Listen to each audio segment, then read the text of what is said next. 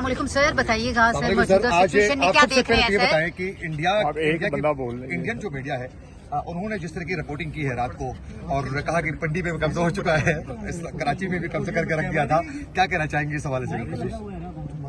ये एक झूठ का सैलाब आया हुआ है हिंदुस्तान की तरफ से, मार भी खा रहे हैं, ऊपर से झूठ बोल रहे हैं।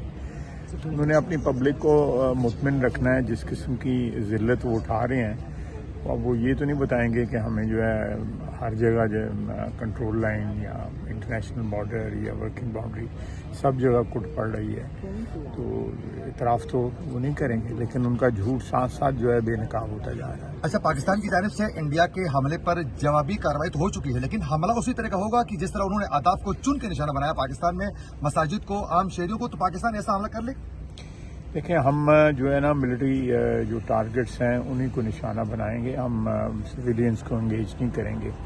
ये भारत ने एक जो बैनुल-अक़वामी क़वानीन की खिलाफ वर्जी की है, और हम जो है इंशाअल्लाह ताला अब हम इस वक्त भी एज वी स्पीक जो भी हम रिस्पांस उनको दे रहे हैं, कल रात जो रिस्पांस हमने दिया है उनको, वो सारे के सारा मिलिट्री टारगेट्स को हमने निशाना बनाया है। हमने कहीं भी सिविलियन आबादियों को निशाना नहीं बनाया या किसी सिविलियन टारगेट को जो है वो एंगेज किया। सर, सूरत हाल कब तक नॉर्मल होती नजर आ रही है? कोई बैकडोर आपके हैं? अभी तो कोई नॉर्मल होती नजर नहीं आ रही है। पाकिस्तानी अवाम के लिए क्या मैसेज देंगे? पाकिस्तानी अवाम जो है वो चिल करें, अल्लाह के फजल से उनकी फौज जो है उनकी हिफाजत कर रही है। सर, पाकिस्तान दबाव कबूल करेगा कोई बाहर से? परवाजों में बड़ा खलल है, उस सवाल से क्या कहते हैं?